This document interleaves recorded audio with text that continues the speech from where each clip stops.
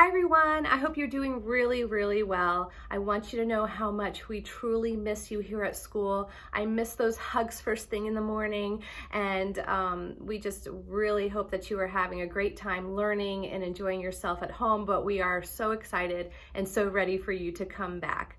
In the meantime, I want to start introducing a little bit about some of the things that we have talked about throughout the school year in chapel as well as in class.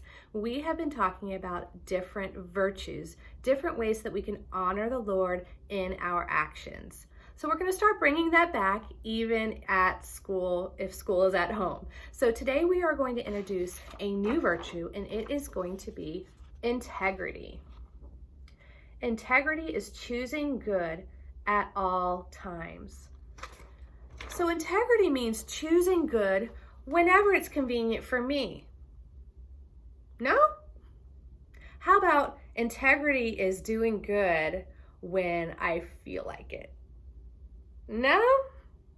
Okay, integrity is choosing good at all times. That's right. So that means no matter whether somebody's looking or somebody's not, we are still choosing good at all times. And Proverbs 28:6 says, "Better is a poor man who walks in his integrity than a rich man who is crooked in his ways."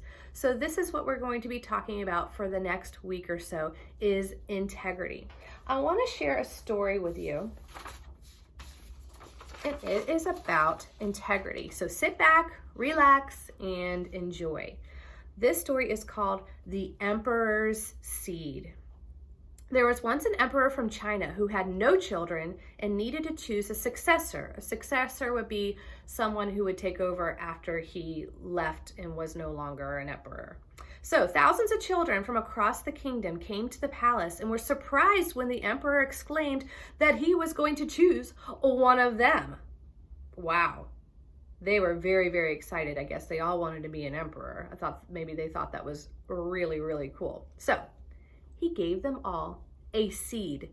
Do you guys remember planting those seeds that we planted before we left and started doing homeschooling? Well, guess what? They're starting to sprout. We'll show you next week, but they're starting to grow. It's very exciting. So anyway, he gave them all a seed.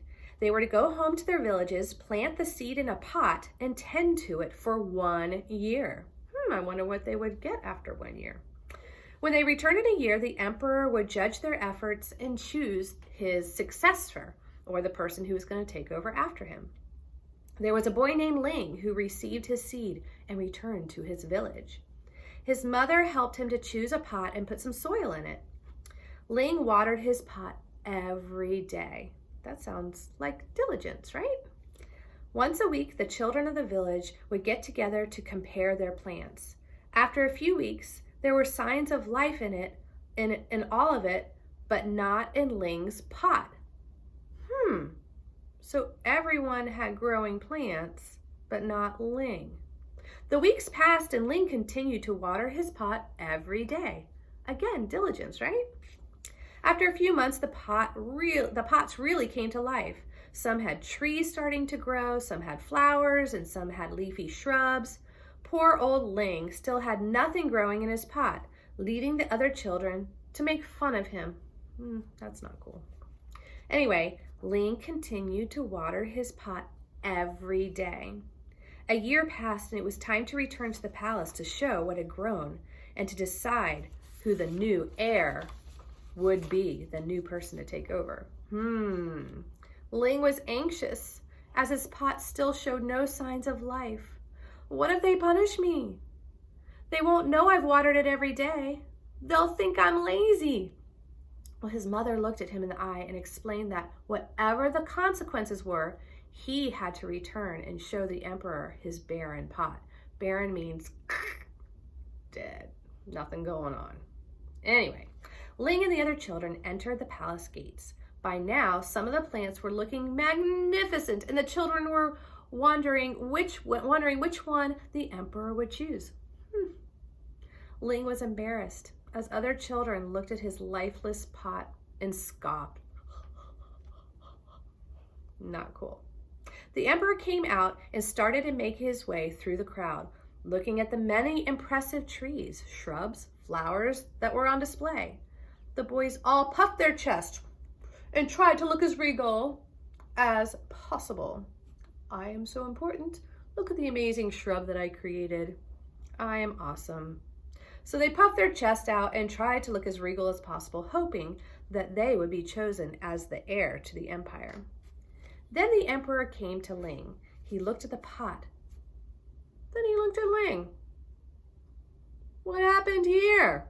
he asked. "I watered the pot every day, but nothing ever grew," Ling muttered nervously. Then he grumbled something to himself and moved on. I wonder what the emperor was thinking. After a few hours, the emperor finally finished his assessment. He stood in front of the children and congratulated them all on their efforts. Clearly, some of you desperately want to be emperor and would do anything to make that happen. But there is one boy that I would like to point out, as he has come to me with nothing. Ling, come here, please. Oh no, thought Ling. He slowly sauntered to the front of the group, holding his barren pot. The emperor held up the pot for all to see, and the other children laughed. Then the emperor continued, "A year ago, I gave you a seed. I told you to go away, plant the seed, and return it with your plant. The seeds that I gave you were all boiled. They were all boiled until they no longer were viable and couldn't grow. Like, have you seen your mom make spaghetti on the stove and you got the boiling water? If you threw seed in that, do you think it would be able to grow, or you think it'd be dead?" Exactly. So why did all the other ones have plants that grew? I'll let you think about that. Anyway, the seeds that I gave you were all boiled until they were no longer viable and couldn't grow. But I see before me thousands of plants and only one barren pot. Integrity and courage are more important values for leadership than proud displays. So Ling here will be my heir or my successor. So again, if you think about what Ling did, he did the right thing. He did the right thing even when it wasn't going to look good on him or when he didn't think it would be good.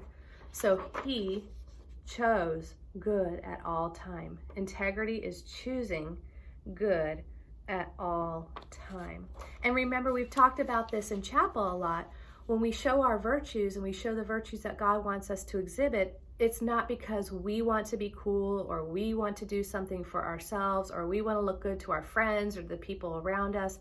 It's because we want to honor God in the way that we are acting. And we know how much God has done for us and the sacrifice he has made in his son Jesus for us. So out of gratitude, we show these virtues. And so we want to show integrity to God and to the people around us and show integrity in our heart and in our behaviors because of our thankfulness for what God has done for us. So please think about that this week. Think about showing integrity in all you do. And parents, if you have a chance, I would love to see you create little shield shout outs and maybe think of some times when you see your children showing integrity and maybe present them with their own personal shield shout out from home. We'll talk to you next week and we'll see you soon. Take care.